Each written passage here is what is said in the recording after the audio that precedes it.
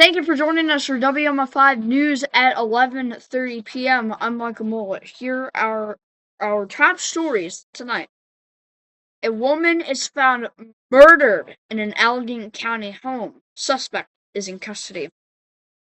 And Grand Rapids approves $1.45 million project to finish Sullivan Field renovation. And early in-person voting begins Saturday across Michigan for August primary. And 8 family members dead after suspicious Grand Haven Township fire. And $12.1 million grant moves Cascade neighborhood closer to city water after contamination. Thank you for joining us. The news starts right now.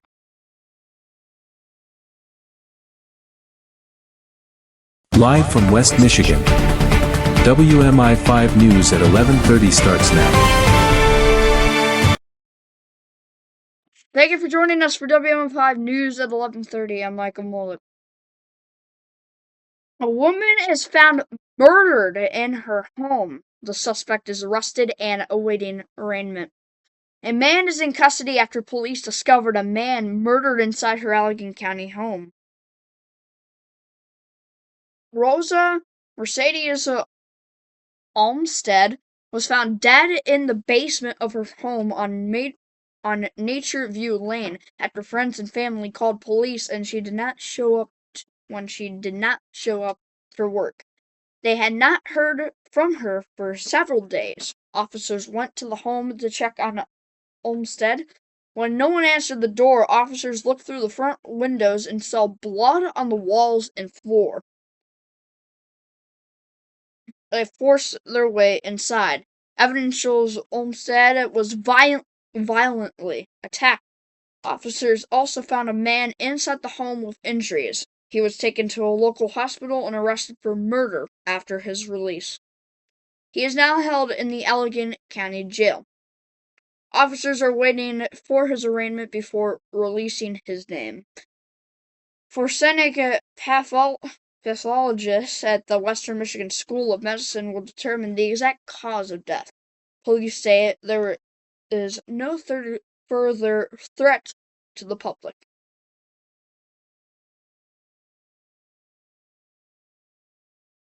Renovations at historic Sullivan Field are rounding third and headed home after city commissioners approved an additional $1.45 million for the project. Built in 1937, the diamond and its wooden grandstand sat at risk of being lost before the community rallied around it in 2020. The field was renamed to Sullivan Field in 1996 to honor Bob Sullivan, owner and manager of the Grand Rapids Sullivans, whose team used the park as its home field. The recent funding from the city covers Phase 2 of the $4.94 million renovation project that began in 2021. Phase 1 was to salvage the wooden grandstand. Phase 2 expands the scope to include new bullpens, a new field, landscaping, brick paving, bathroom renovations, a new pavilion, a maintenance building, and a new entryway into the park. The project will also include a new building housing a museum dedicated to Grand Rapids baseball history. The city partnered with the nonprofit Fans of Valley Field in 2020 to begin the effort to save the field. The nonprofit has received more than 1,600 donations and raised millions of dollars, most recently securing an additional $950,000 to fund Phase 2. Paul Sayek, an organizer with Fans of Valley Field, said he's happy to see the fruits of their labor starting to pay off. Construction at Sullivan Field is expected to wrap up by the end of the year. Organizers are hoping to hold a ribbon cutting on Jackie Robinson Day, April 15th, 2027.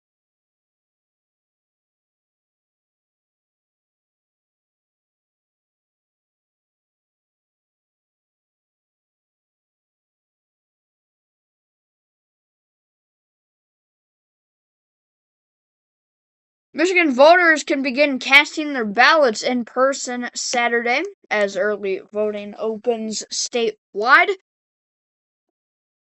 ahead of the August primary election. The primary will determine who advances to November in key races for governor, the U.S. Senate and state legislature and local offices. National attention is focused on Michigan as election season heats up. In Grand Rapids, City Clerk Joe Hondrup and his team are setting up election booths at the following locations: St. Peter and Paul School on 1430 Quarry Northwest, GRPS University on 1400 Fuller Avenue, Fuller Northeast, Ottawa Hills High School, located on 2055 Rosewood Southeast. Early in-person voting will run for 9 consecutive days. Voters can find early voting locations in their area by checking with their local clerk's office.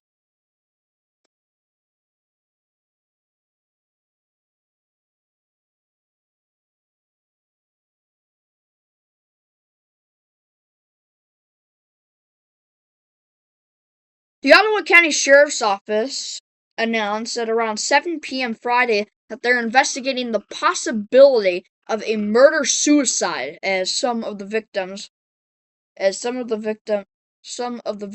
were found shot at a suspicious house fire in Grand Haven Township.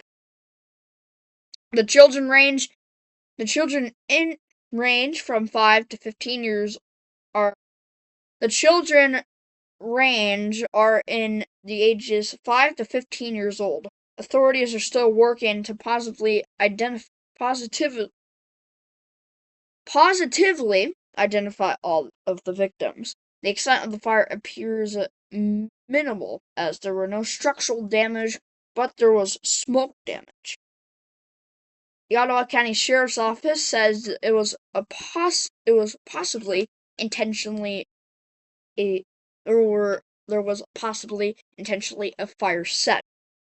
There's no threat to the public, as the Ottawa County Sheriff's Office says everyone involved, the entire family that resided in the home, were all deceased. Here is the backstory. 8 family members, 2 adults, and 6 children are dead after a house fire in Grand Haven Township, and the Ottawa County Sheriff's Office is calling the deaths suspicious. Firefighters found the 8 bodies inside a home on the 14,900 block of Riverside Trail after responding to reports of white smoke coming from the house just before noon on Friday. Deputies and fire crews had responded to the area between 8:30 and 9 a.m. Other people in the area reported smelling smoke. Crews searched but could not find a fire at the time. When callers reported seeing white smoke come from the house, crews returned and worked to put out the flames. They also searched the residence for victims, which is when they found the 8 deceased bodies inside the home. Detectives remain on scene. Arson investigators with the Michigan State Police are assisting with the investigations. The investigation remains active, and officials say they will release more information as it becomes available.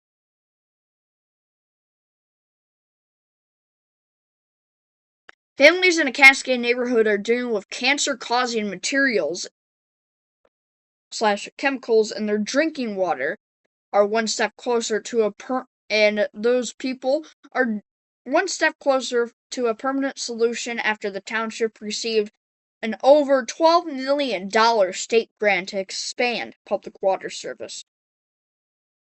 The funding will help pay for city water connections to the Hillsborough Avenue subdivision, where state officials identified PFAS contamination above Michigan drinking water standards in 2023. PFOA levels reached 38 parts per trillion, nearly 5 times Michigan's safety limit of 8 ppt. PFO's levels peaked at 45 ppt, exceeding the state's 16 ppt threshold. The contamination was first found in November 2022 when a homeowner independently tested their well water and shared results with the Michigan Department of Environment, Great Lakes and Energy that prompted EGLE to begin testing nearby homes in early 2023.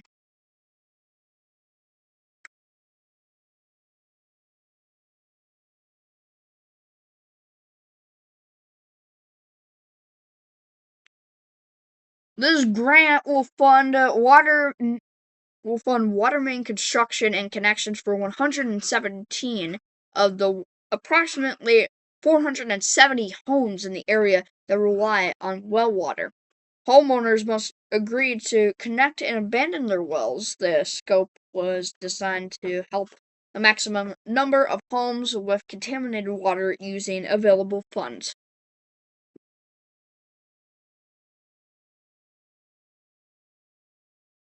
Due to the project's complexity, EGLE has given Cascade Township until December 31st, 2030 to complete the work. The officials hope connections can begin sooner. EGLE continues working to identify the source of contamination. The Michigan Department of Health and Human Services has offered free under the sink filters to any home with PFAS detection and advises neighbors to use filtered water for drinking and cooking.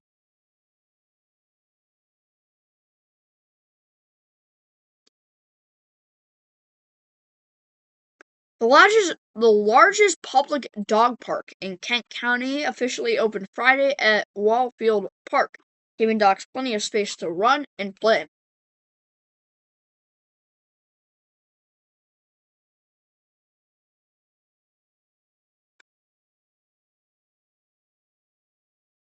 The new facility is the first dog park in the Kent County Park. The facility is the first dog park in the Kent County Park system.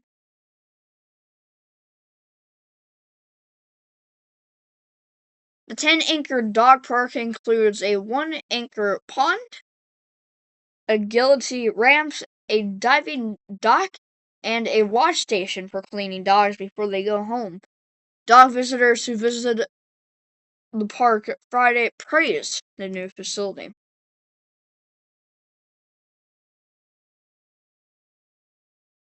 The dog park is officially open daily from 7 a.m. until sunset.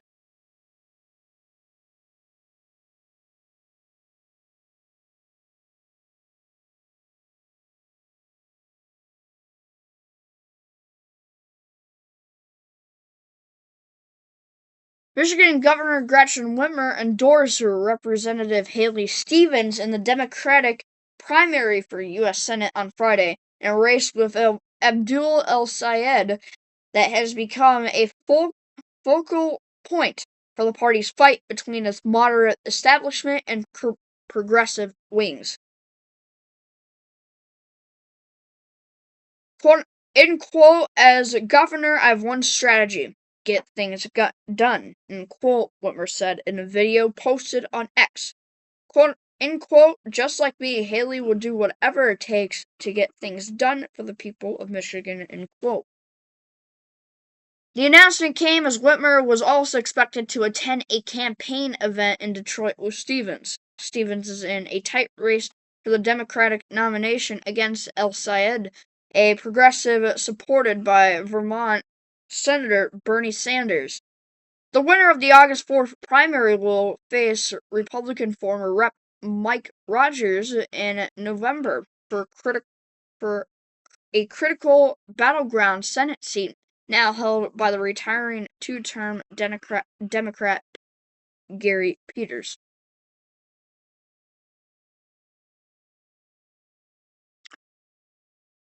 The Michigan Department of Health and Human Services said the number of people confirmed with cases of cyclosparalysis has climbed to more than 8,000 as of Friday morning.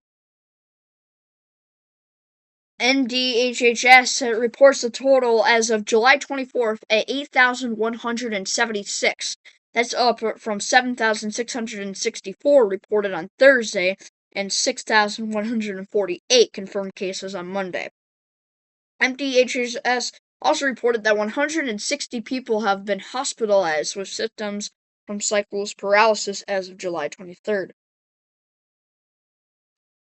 Michigan cyclosparalysis outbreak tops 6,000 cases as sales decline at local produce markets.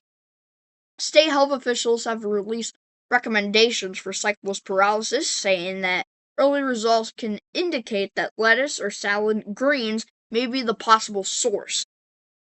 According to the Michigan Department of Health and Human Services, no specific type of produce grower or supplier has been identified as the source. No other food items cannot be completely ruled out. But the probable cause of the source is Taco Bell lettuce. So here are the following recent recommendations from the MDHHS. Purchase whole heads, buy whole heads of lettuce rather than pre-washed bagged lettuce or pre-mixed salad kits. Discard outer layers before preparation. Throw away the outer 2 to 3 layers of leaves. Wash inner leaves thoroughly. Wash the remaining inner leaves under clean running water. And prioritize cooking. For any greens that can be cooking to a temperature of at least 158 degrees or 70 degrees 70 Celsius is the safest option, as the parasite is resistant to routine chemical disinfection, and washing alone cannot guarantee its removal. The following foods have been specifically linked to previous cyclospora outbreaks in the United States and Canada. Bagged salad mixes and kits. Fresh cilantro, which is coriander leaves. Fresh basil, raspberries, snow peas, and green onions.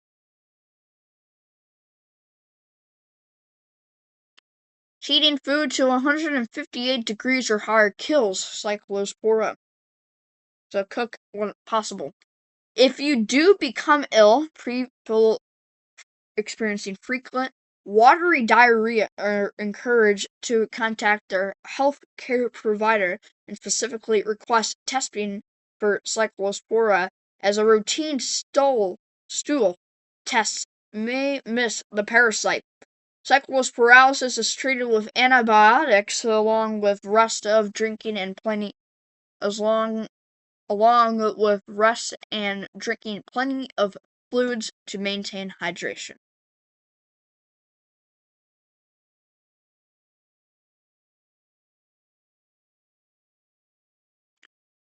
Muskegon Heights City Manager and Fire Chief Sean Derek Robertson has been placed on administrative suspension with pay, effective immediately, as state and federal officials continue investigating possible financial and drug crimes in Muskegon County. The suspension was announced by the Muskegon Heights City Attorney. Officials stressed the move is not a determination of wrongdoing. Police Chief Morris Sane will serve as acting city manager during the suspension. The fire department will be overseen by the deputy fire chief.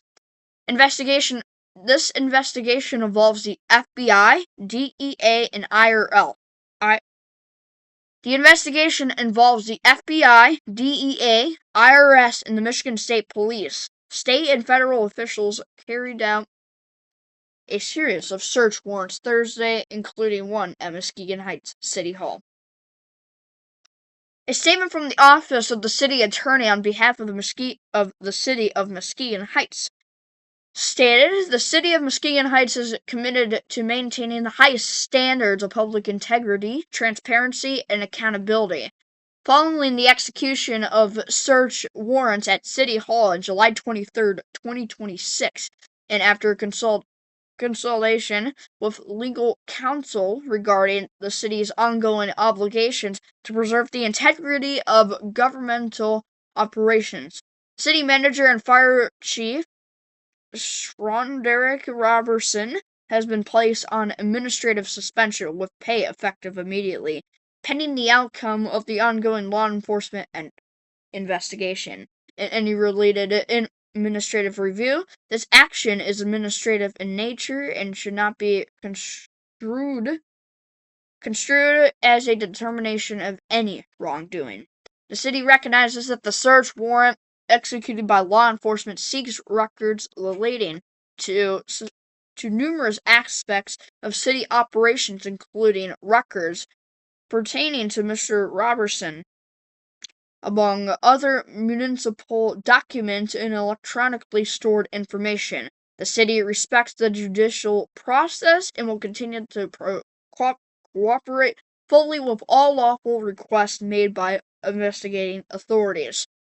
The city elected leadership, legal counsel, and municipal staff remain fully committed to ensuring the continued operation of city government while protecting the interests of the residents of Muskegon Heights.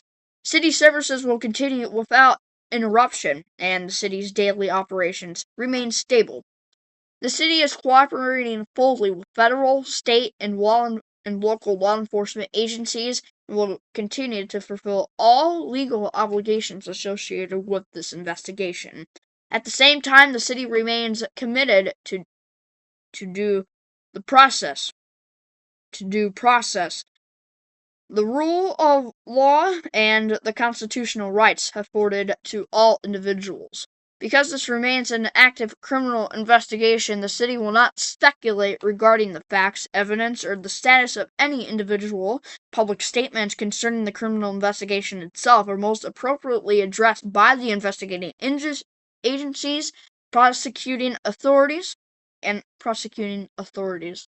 The Office of City Attorney will continue advising city leadership throughout the process to ensure that the city's legal obligations are fulfilled, that public business continues uninterrupted, and that decisions made in the best interest of the city and its citizens.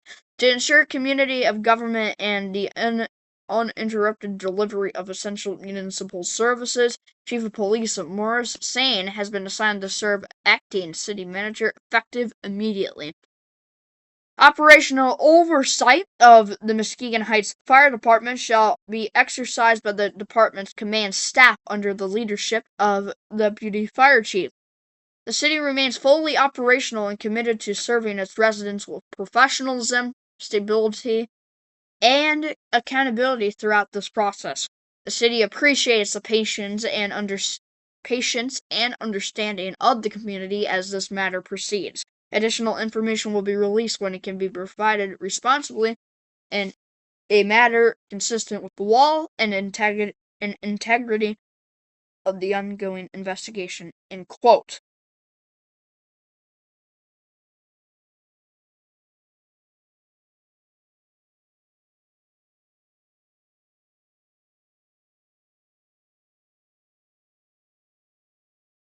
Now turning over to weather now, as we will have the potential for severe storms on Monday, on Sunday, tomorrow, and not tomorrow, on Sunday in about a few days, and on Monday.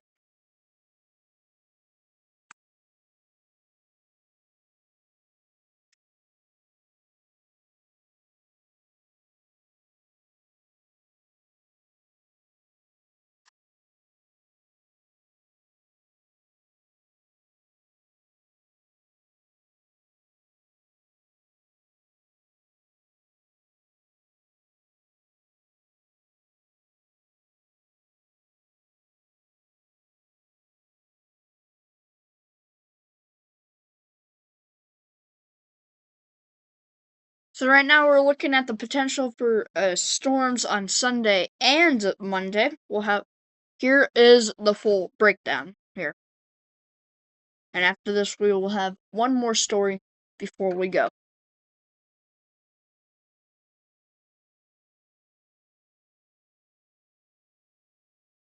So right now here in West Michigan, we are placed under an marginal risk for severe weather.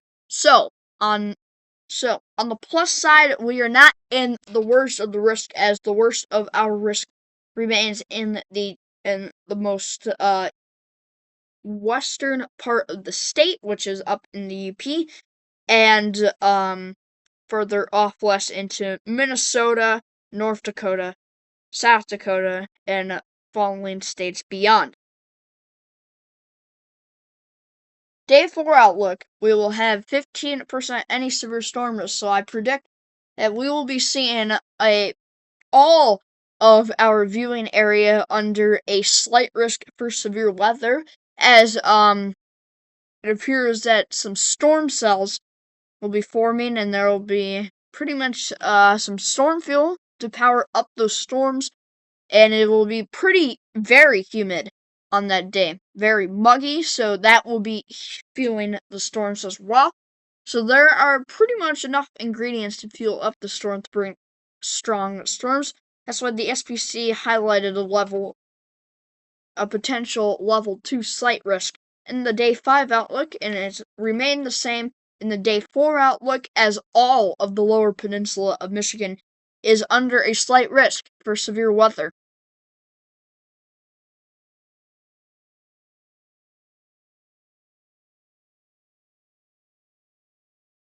So let's talk about the day 3 outlook. I wouldn't say there would. We don't have an exact answer yet on the threats that are on the table. I'll let you know in our forecast Sunday. No, in our forecast for 11:30 p.m. on Saturday. For the potential conditions that we may see. But right now we are under a marginal risk for severe weather on Sunday, and we'll find out on Sunday when we'll find out let's see. And we'll find out how these storms will play out on Monday. So please be on the lookout for severe storms, and be sure you have storm notifications enabled on your phones or any devices, really.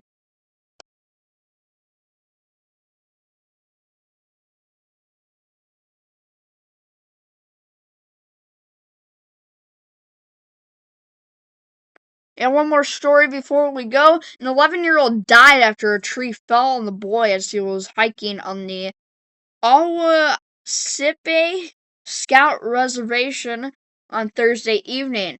The accident happened at around 5 p.m. at the camp. The 11-year-old was walking on a trail when a tree fell on top of him, said the Muskegon County Sheriff's Office.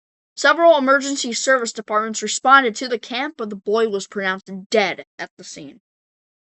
The camper, who was from River Forest, Illinois, was not named by the sheriff's office, probably for privacy reasons. And the Awasipe Scout Reservation is the oldest continually operating scout camp in the nation, sitting in northern Muskegon County, and borders the Manistee National Forest. Scouting America and Reservation have not issued a statement after the tragedy. Well, thank you for joining us here for WMI5 News at 11:30. Hope you enjoy the rest. Have a good rest of your night.